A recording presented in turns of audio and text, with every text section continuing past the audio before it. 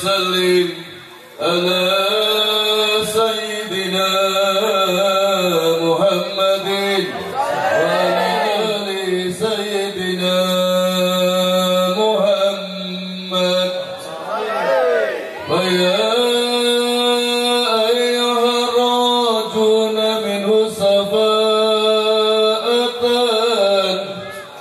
صلوا عليه وسلموا تسليما.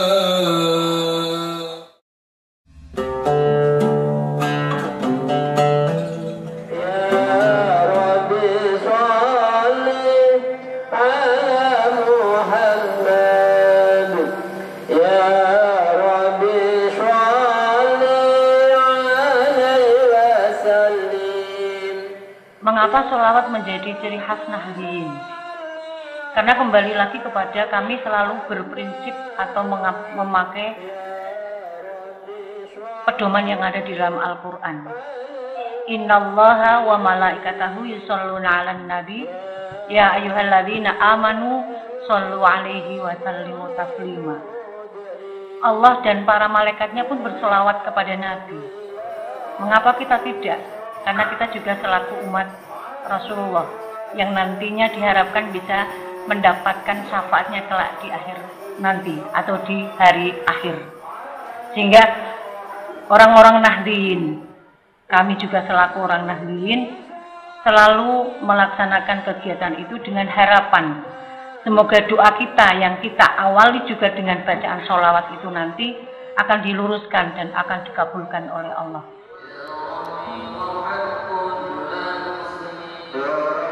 Salah satu ajaran dari Wali Songo, jadi masyarakat khususnya yang pedesaan itu kalau langsung ngajinya yang kola-kola langsung dengan dalil-dalil itu, khususnya di lingkungan saya itu tidak banyak masyarakat yang minat. Ya masyarakat ya minatnya yang sholawatan. Dan berjanji itu apa sih? Al-berjanji itu salah satu, kalau kita mengatakan cerita Rasulullah, jadi dengan membaca berjanji itu minimal kita tahu sejarah Rasulullah mulai dilahirkan, kemudian sampai beliau menikah dan lain sebagainya, itu dicatat semua di berjanji. Kegiatan berjanji khususnya kalau secara umum ya, kalau berjamaah ya minimal ya kita sudah mendapat manfaat, bisa kumpul dengan warga, bisa menjalin silaturahmi dengan masyarakat, dan secara pribadi setidaknya kita sudah bersolawat untuk baginda Rasul Nabi Muhammad. Anak-anak milenial zaman sekarang ini ya, itu sangat penting dikenalkan dengan berjanji atau sholawat itu, minimal sholawatan dulu ya, karena kebanyakan anak-anak sekarang yang mengaku generasi milenial tuh lebih kenal dengan nama-nama YouTuber ketimbang nama-nama sahabat dan Rasulnya. Jadi memang sangat penting sekali generasi Nahdiyin yang muda-muda seperti masnya ini ya, untuk menanamkan kecintaan ya kepada Rasulullah dengan sholawat itu, dengan berjanji, kemudian pembacaan rotib dan lain sebagainya. Maulid dan Al-Berjanji itu satu golongan, sama-sama memuji Rasul. Sejak saya mengenal sholawat ketika saya umur 7 tahun, saat itu saya sering diajak ayah saya pergi ke musola untuk melaksanakan sholat subuh. Karena dia sebagai muadzin, maka dari itu saya diajarkan untuk pujian, sholawatan. Seperti halnya Salatullah salamullah ala toha rasulillah, Salatullah salamullah ala yasin habibillah.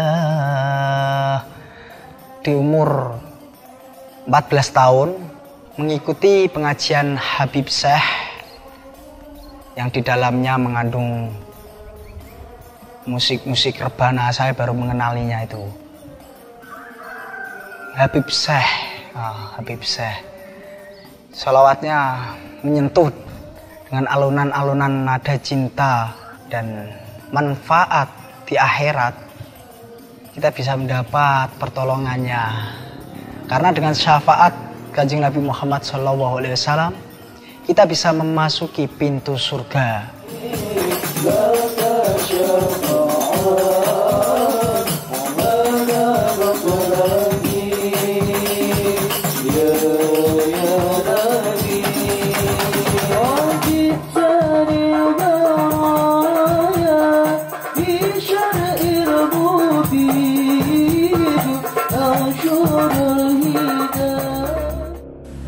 Tahlilan itu baru masalah, itu manakipan, perjanjian itu baru masalah. Kalau suaminya dapat amalan dari seorang kiai untuk mengamalkan salawat nariyah sekian ribu kali tiap malam Jumat, kata kiai tersebut untuk kesuksesan dan kebahagiaan hidup, bagaimana menurut Ustaz mengenai hal ini? Bagaimana sebaiknya saya menasihatinya? Sama sekali tidak benar. Ini kan tidak pernah diajarkan oleh Nabi SAW. Di antara amal yang sering dilakukan oleh masyarakat kita, termasuklah yang di Singapura ini, adalah amalan membaca berzanji. Mungkin selama ini kita tidak pernah didedahkan ataupun kita tidak pernah mengetahui bahawa berzanji ini di dalamnya terkandung kepercayaan-kepercayaan yang bertentangan dengan akidah. Jenengan buat sanjungan-sanjungan baru, pujian-pujian baru, belum tentu Nabi SAW suka. Kadang ada pujian yang angkat Nabi SAW sampai tingkatan Tuhan. Kadang juga di dalamnya bentuknya adalah sebagai tawasul dengan Nabi SAW, padahal Nabi SAW sudah meninggal dunia. Contoh misalnya, ada bentuk selawat seperti ini, puji-pujian seperti ini. Ya Rabbi bil Mustafa balik maqasidana. Siapa Mustafa? Kanjeng Nabi. Balik maqasidana, balik sampaikanlah maksud-maksud kami. Berarti dia bertawasul pada orang mati. Tanggapan saya dengan orang-orang yang menentang amalan-amalan yang biasa dilaksanakan oleh warga Nahdliyin seperti tahlilan, baca manakib, baca berjanji, dan yang lain-lain lagi, itu menurut saya mereka belum paham benar dengan ajaran agama Islam. Makanya ketika mereka melihat kulit yang tidak sama tanpa tahu isinya, mereka sudah mengatakan bid'ah. Selama tidak sama dengan yang dilakukan oleh Rasul, mereka mengatakan bid'ah. Padahal belum tentu mereka paham apa itu bid'ah. Bid'ah itu kan ada 4 macam. Jadi ada bid'ah wajibah, itu bid'ah yang wajib. Seperti contoh belajar ilmu nahwu, ilmu shorof, tidak ada zaman Rasulullah. Kalau umat berikutnya tidak mau mempelajari hal itu, maka kita tidak akan bisa memahami Al-Quran dengan baik. Bid'ah yang dianggap bid'ah yang diharamkan, bid'ah yang tidak diperbolehkan, itu adalah bid'ah yang muharramat. Jadi yang benar-benar bertentangan dengan ajaran agama Islam. Kalau kita dilarang membaca al-berjanji, di mana salahnya? Mana ada larangan membaca berjanji? Kan tidak ada, sekalipun Rasulullah tidak melaksanakannya. Jadi kalau Rasul tidak melaksanakan, bukan berarti itu dilarang. Mana sih salahnya baca al-berjanji? Di situ kita membaca sholawat kok. Sholawat diperintah oleh agama, di dalam Quran sudah jelas. Dan isinya, di situ kita membaca sejarah Rasulullah. Kok tidak boleh? Kita membaca sejarah nasional, sejarahnya pahlawan, boleh, apalagi sejarahnya Nabi. Mereka itu menganggap bid'ah karena mereka merasa menganggap itu nanti kekhawatiran mereka akan mengkultuskan Rasulullah sebagai Allah, sebagai Tuhan. Seperti kaum Syiah itu kan lebih cenderung dia lebih mengkultuskan Ali. Sehingga mereka menganggap nanti kalau kita terlalu mencintai itu nanti dianggap malah segalanya. Kekhawatirannya itu.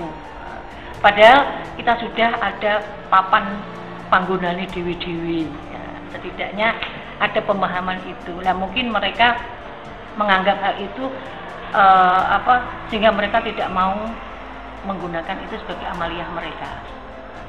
Kalau NU kan dasaran NU atau orang-orang Nahdliyin di samping Al-Quran, hadis, juga ijma, qiyas dan lain sebagainya diikutkan sebagai pedoman dalam kita menentukan hukum yang ada yang kita ikuti sebagai warga Nahdliyin.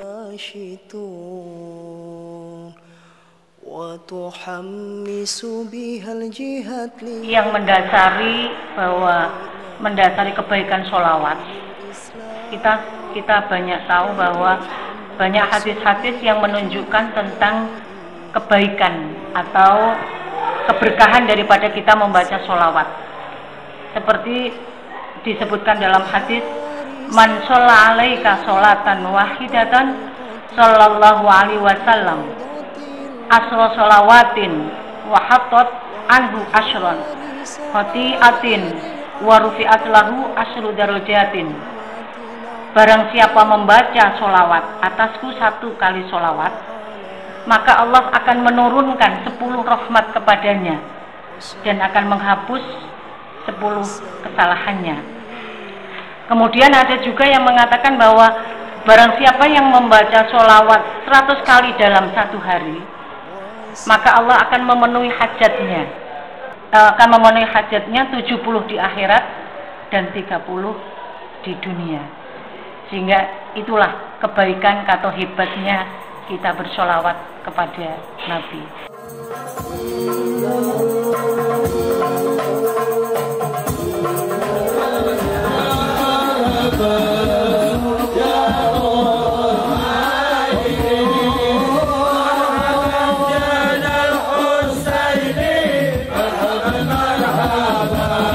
Ya, pada dasarnya memang usia anak-anak yang seolah-olah yang balik ya, itu harus kita latih untuk mencintai Rasulullah, yaitu dengan cara mengikuti perjanjian apabila ada kegiatan-kegiatan perjanjian, selawatan dan lain sebagainya. Itu ya penting itu. Selawat itu dilakukan dengan alat musik apabila musiknya itu tidak sampai berlebih-lebihan. Dalam artian kita bisa menyesuaikan, mengkondisikan selawat itu sendiri ya. Itu boleh, tidak apa-apa. Tapi kalau sampai berlebih-lebihan, nah itu tidak boleh. Sholawat ini kita amalkan dalam kehidupan kita sehari-hari supaya bisa berpengaruh kepada kepribadian kita. Minimal dari segi ucapan kita cinta itu mengatakan cinta lewat ucapan, nanti bisa kita lakukan, kita akan bisa meniru. Setelah kita mengetahui kepribadian Rasulullah, itu akan meniru kepribadiannya dalam kehidupan kita.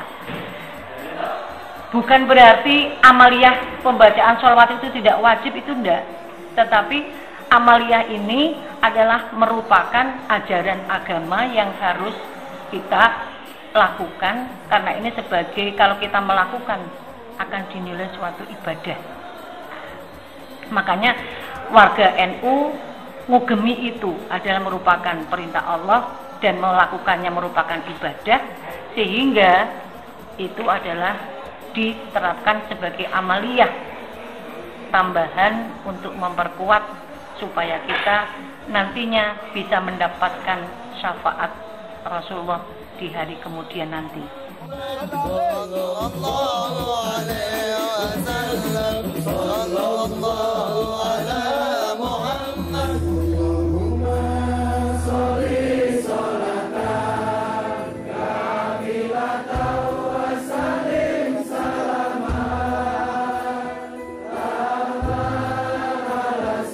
Kanggo konco-konco NU, para pemuda-pemudi NU, bi wong sing durung seneng sholawatan, yuk tah, di sholawatan ngono, siti-siti gelem sholawatan, aja kok moh-moh wis.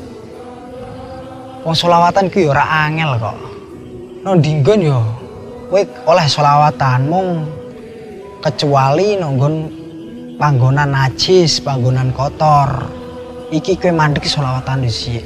Tenimbang awakmu nyonya nyanyi ra karuan kaya ngono, ora mending sholawatan.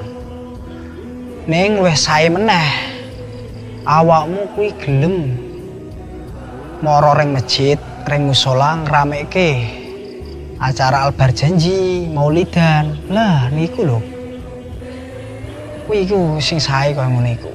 Pesan saya untuk generasi Nahdiyin, anak-anak yang tergabung dalam IPNU, IPPNU, Gerakan Pemuda Ansor, Fatayat, yang mungkin belum memahami tentang substansi ajaran agama Islam, maka pesan saya jangan jauh-jauh dari ulama. Intinya kita tetap mendekat, apa yang akan kita laksanakan. Kalau memang belum paham, konsultasi. Itu konsultasi dengan ulama. Kita punya ulama banyak kok, nggak usah jauh-jauh, yang dekat-dekat saja, yang sealiran dengan kita, yang sepaham dengan kita. Dan kalau memang mencari dasar hukum agama, saya minta kalau memang masih ada bapak ibu guru, bapak kiai dan yang lain-lain, kita ke sana. Jangan keburu-buru buka YouTube. Jangan keburu-buru, karena di situ isinya belum tentu bisa dipertanggungjawabkan. Kita itu kalau ingin menjadi manusia yang baik, pertama harus cinta kepada Rasulullah, kepada Nabi. Yang kedua, kita harus cinta kepada kedua orang tua. Yang ketiga, kita harus senang membaca Al-Quran. Itulah diantaranya. Apabila ketiga faktor ini bisa dilakukan oleh generasi penerus, generasi muda, insya Allah kita akan menjadi manusia yang baik, sehingga misalnya kita dijadikan suatu pemimpin oleh Allah Subhanahu Wa Taala, kita bisa memimpin apakah itu keluarga, apakah itu masyarakat, apakah itu negara, bisa menjadi baik karena kita sudah didasari dengan akhlak yang baik.